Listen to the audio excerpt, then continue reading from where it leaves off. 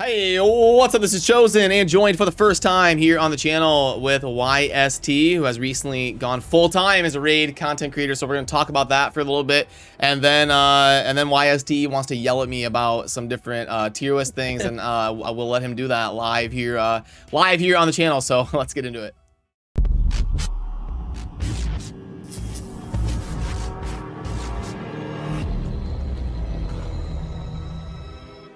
Alrighty, what's up, YST? How we doing today? How's it going? It's happy to finally be on the channel, right? It's been, I think this is like, I've said in loads of videos, this is the most overdue collab that I could possibly have. So yeah, it's really nice to have you here, yeah. That's right. Yeah, no, it's great. Thank you for taking the time to join me. I should have had you here a lot sooner. It's just, you know, sometimes it takes a while to get the schedules lined up and all that, but yeah. I'm excited to chat with you for a few different reasons. First of all, like, how you doing? I know recently you decided to take the plunge and go full-time as a content creator. Is there anything you want to say about that? Was there like a certain thing you were waiting for to happen, a certain subscriber count, or did you want to save up a certain amount of money, or like how did that kind of thought process go for you? I guess the main thing was, well, I did the full video if anybody wants to check out the full reason, but to break it down, the main thing was, as you're saying, with financials, making sure that I've got at least 6 months to like cover everything on my end.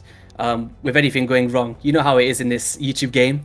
So yeah, just making sure that I was financially stable, because especially with 2 young kids, I can't like jeopardize a roof over their head, if that makes sense. So that was one thing. Another thing was making sure that I had, I'd say, a similar income and also a viewership every single month, and it was replicated for at least 5 to 6 months, and it's kind of been on track, and the subscribers is way higher than I thought I'd ever get to. So it's just one of those ones, yeah. Okay, awesome. Yeah, we had a very similar thought process. I did the exact same thing you're doing, you know, about 3 years ago. I did content for like 7, 8, 9 years, something like that, just kind of part-time while working in like finance and working at the bank and stuff. And I had a very similar thought process. So, yep, that kind of seems to be a pretty common way of going about it, and you'll do great. I'm sure it'll go well for you. But anyway, as we move on to what we want to talk about in this video, you know, I try to have fun, try to do a tier list, and I start getting attacked from all you different content creators coming after me here. So you know, I gotta deal with Ash and you and Nubs and everybody. So I wanted to take a deeper look at Nari, because I saw that I disagreed with Ash and then you.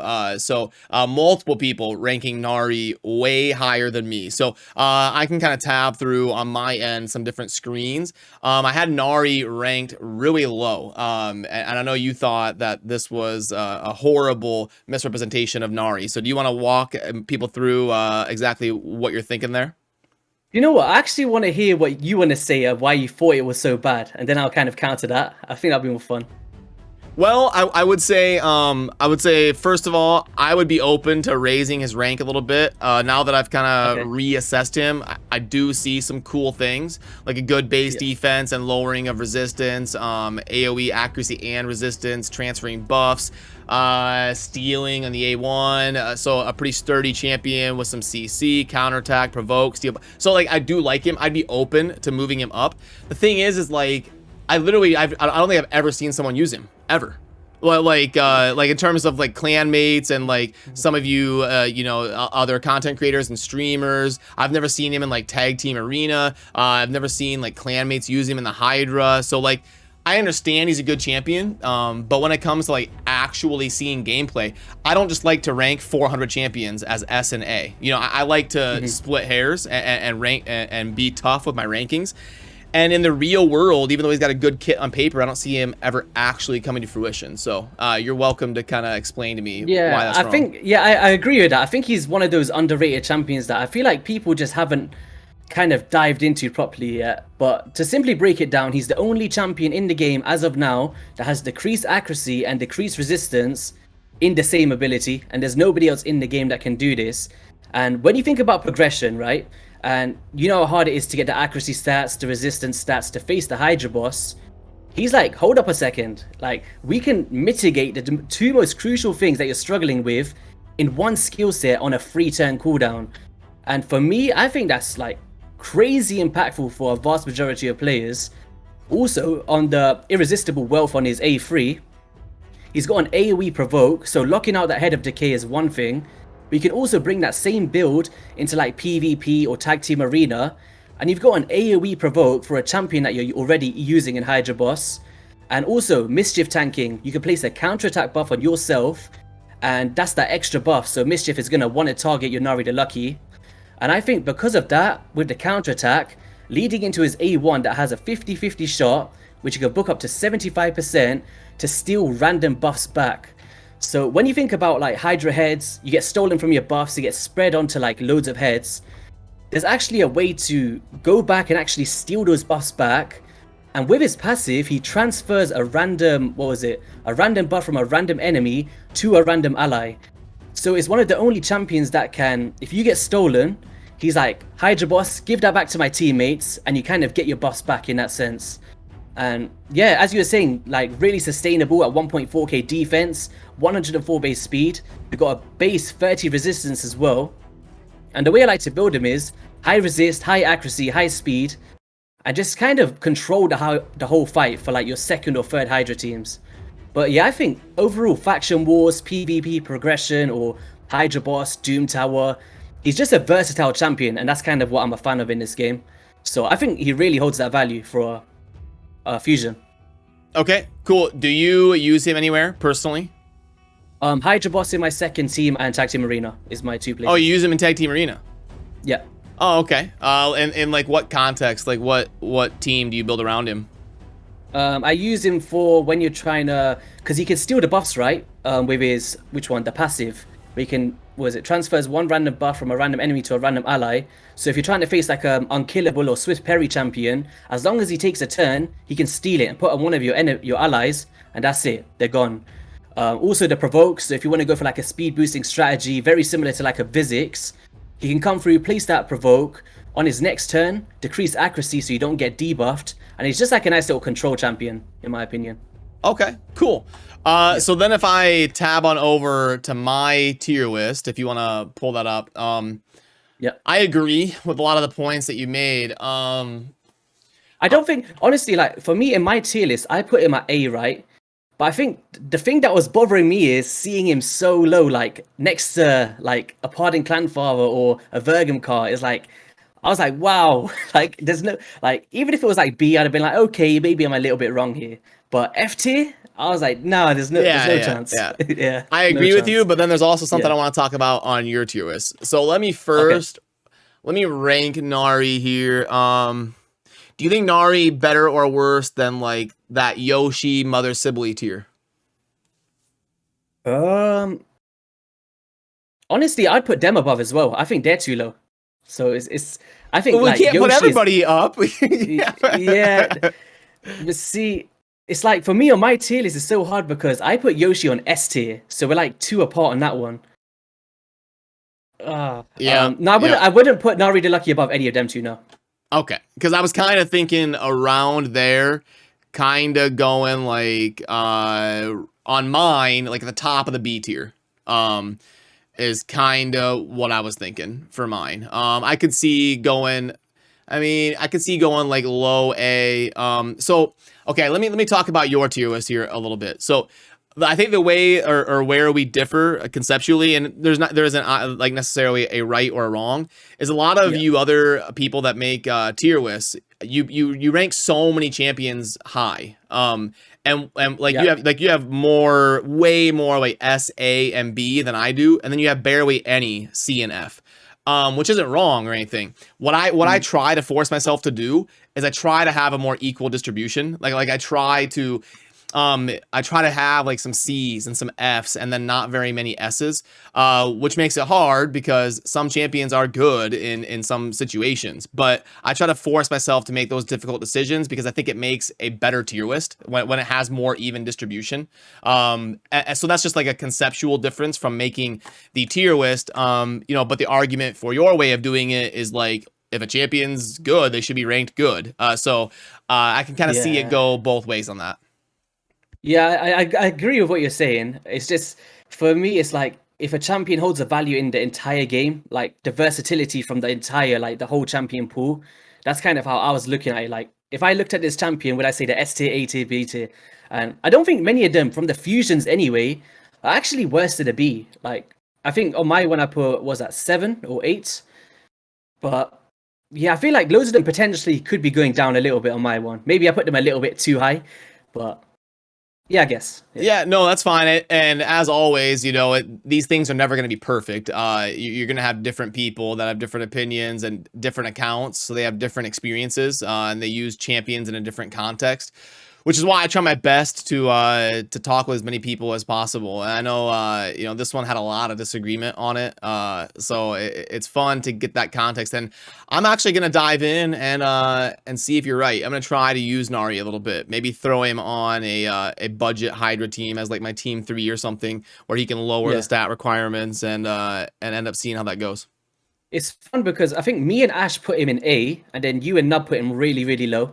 So it's that conflict of like, do you really, really like him or do you really not? It's so weird.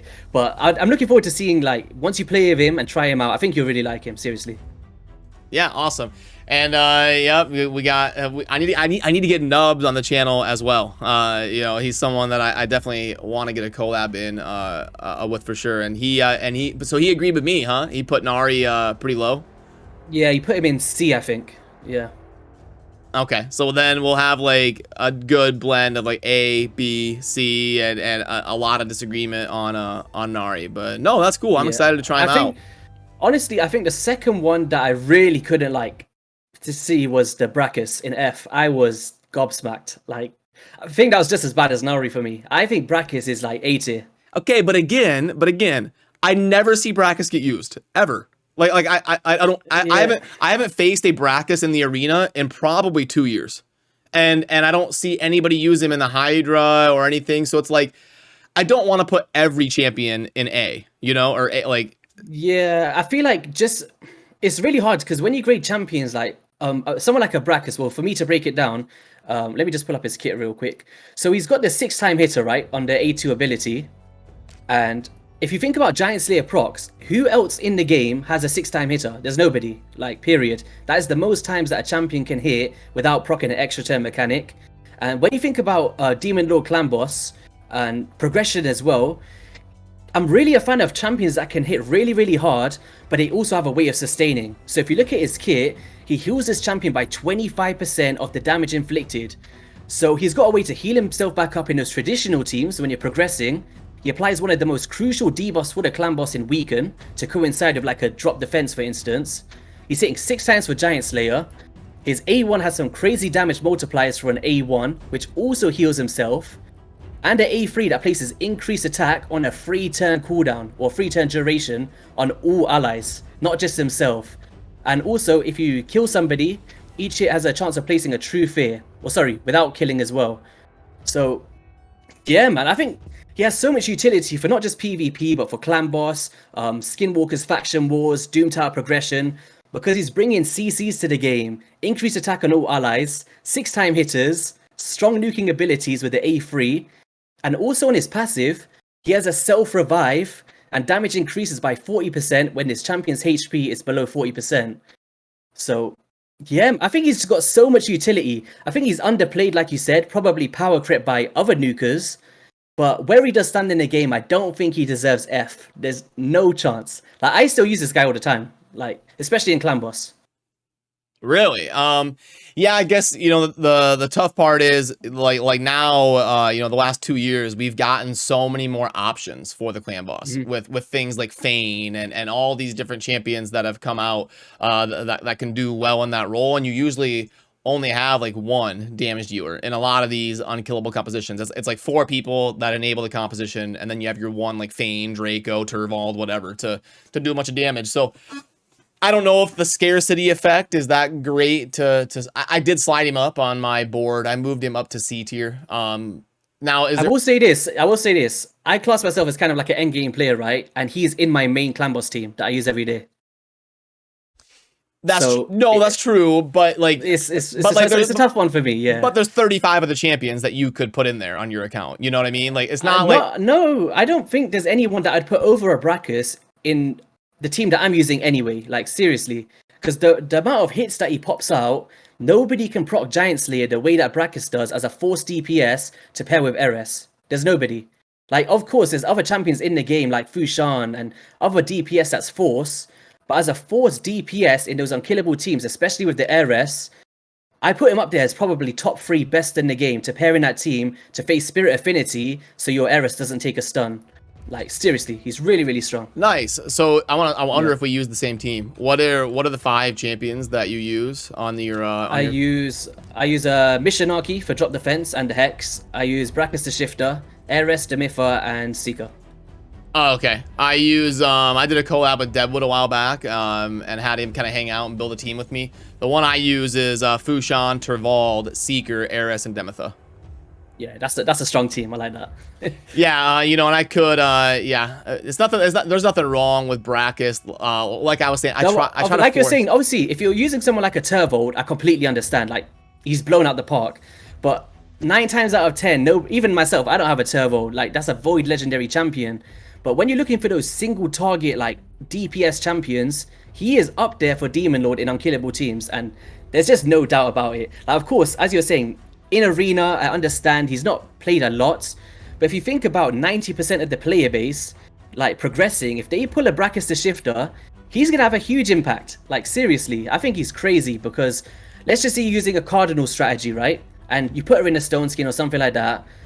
If this champion dies, he revives himself, you can come through with Hunter's Howl, nuke anybody in the game as long as he's built correct. If he dies again, Cardinal picks him up and he comes through with a 6-time hitter and nukes anyone else that you want. So there's kind of, I love champions that's versatile that you can build as one way for like a nuker. If you don't want to use him there, you can use him in Clan Boss. If you want to use him against a Dungeon Boss, he's able to do that. Because he's picking himself back up and he's healing himself. So he's not relying on other champions to fulfill that role for him. And I think he brings so much for one kit. And there's not many champions in the game you could say that brings so much for one champion. And he's one of them, seriously. Cool. Yeah. No, yeah. I like your arguments. And actually, when we were redoing our big like tier list project that we're still working on, it's a huge project. We actually did add a way of rating. We have 2 separate ratings of early game or like progression and then end game. So what you're saying is someone like Brackus might be like a 9 out of 10 for progression, and then in the end game he might be like a 5 out of 10. Yeah, I agree with that. Yeah. Okay. Yeah, and that's why we're trying to kind of to make that happen on the new one. That's what I was saying. It's really hard. Like coming from me, I always kind of focus on like the mid game and the progression and how it can affect the mass player base. But then of course, if you compare him to somebody else in an end game scenario for the top 5%, then he's not going to be in those teams. You're not going to see him all the time in Gold 5. But I can imagine everybody leading up to Gold 4, if they have a Brackus and nobody else for DPS, he's going to be in your teams. Like, there's no doubt about it. So it's just that catch-22, right? Of like, where you really focusing a tier list? Is it the vast majority, or is it a very niche scenario sort of thing? So. Yeah, and that's what makes it so hard is weighing all these different ways of going. But that's what makes it fun. That's what makes it entertaining. Is learning from all these different perspectives and trying to give as much context to players as possible so that they have the necessary tools to figure out who they should spend their books on and hear different people's opinions of different areas of the game and different champions. But yeah, is there anything is there anything else that is like awful to you while you're here before we wrap up, or were those the 2 that kind of really stood out to you on mine? I moved them up a little bit. Those 2, probably the worst ones that was. Anything, I'd say B minimum, but of course everyone's subject to have their changes, so C's fine. But F was just seeing them next to like all of these like Killians and stuff is just what was bothering me. But apart are all from the that, other F1s fair? Like Apardin and Drakgul and Rorik and Killian and Vergamkar, Pixneal, Vargal. I wouldn't mind the other ones. Like there's an argument for Skull-Lord. Of course, he's really strong in Hydra Boss, but nowhere else. I was kind of agreeing with that. So I'd probably move him up from F to at least B or C minimum. Just because he brings out that provoke for Head of Decay. He's got AoE decreased attack. He's really tanky, and I think he holds that value. Apart from that, I think Rorik does not deserve to be there in F. Rorik, huh? Okay, let me. Yeah. Another thing would be a Pardon, but that's kind of I don't mind him being an F, honestly, but I think for that early mid-game progression, he's a really good healer. But Rorik, probably one that I'd definitely move up. And what's your reasoning there? Rorik is like, well, it's a speculation thing for me, but not just that, because he's one of the only champions in the game, if not the only champion, that can actually use another skill, which is his money scaling ability in the A3, which can ignore 50% of the target's defense, instead of his default skill when counterattacking, right? And when you think about those situations, maybe we're using counterattack, he's actually going to be ignoring 50% of the target's defense just by having counterattack up. And I was speaking about it with Saphira from HH Gaming, where we did the most underrated champions for the clan boss. And he actually put this as one of his most underrated. And for me, that kind of shocked me. But at the same time, I have to agree with it. One thing I'd say is it's really, really hard to speed tune, right? Because he's got 10 meter fill on his A1. That's understandable. But for really high-end speed tunes, for like enabling some 3-to-1 ratios or something like that, because he's dealing the counterattacks at 50% ignore defense, that's just unheard of for a DPS single target all of the time without relying on cooldowns. Also, for the future of Raid anyway, this is just speculation. Have you seen the new Fusion champion in terms of his kit being all stuns and immune to stun as well? The new epic that there's the Husker. Yep. He's basically got he's got the exact same kit as Rorik, but just an epic variation. And my theory is that the new Hydra head is going to be a stun mechanic, right? And I really strongly believe that. And I feel like the way that the head's going to work is you're going to have to use a stun to lock him off the same way that you use provoke to lock off decay. And I feel like those bosses are going to put stuns on your champions. And people like Rorik, people like Husker, I think are going to become S tier if something like that does happen. But as I said, it is speculation. But it's just very odd that we've got these mechanics of immune to stun, dealing damage to bosses, having less damage taken from them with passives.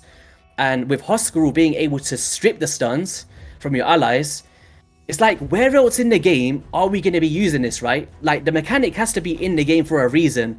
And the fact that there's two fusions that have the same mechanic and both dealing stuns on the A1 ability, very similar to how a Husk is with provoke, I wouldn't be surprised if, even if it's like a new Doom Tower boss or a Hydra head, that we're going to start seeing this, like, seriously. But away from that, like, taking speculation out the window, we got an AoE 10 meter reduction or depletion.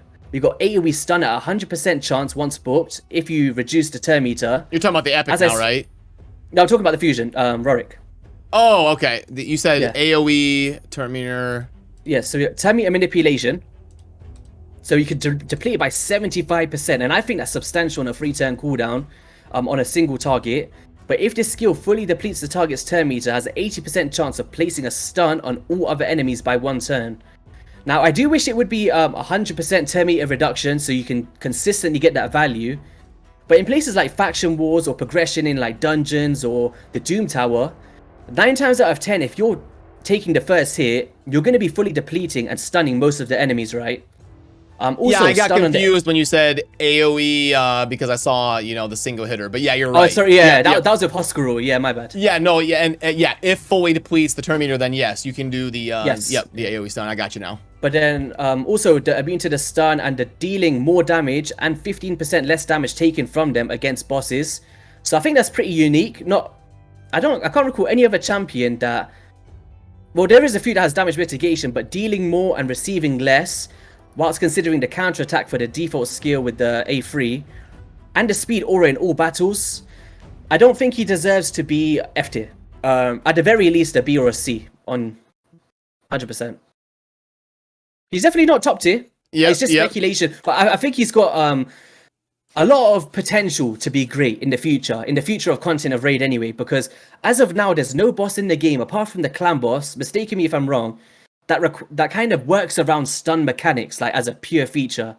So apart from maybe the Griffin with the turn meter depletion and stuff like that when he plays debuffs, but yeah, I think he's really solid. Yeah, really solid.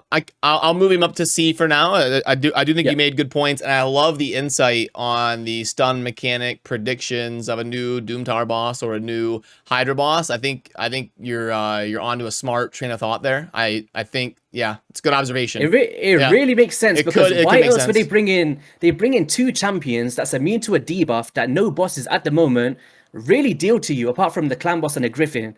And are they really going to bring out 2 fusions to counter those 2 things? I don't know, and they don't really fit into Clan Boss teams either at the moment.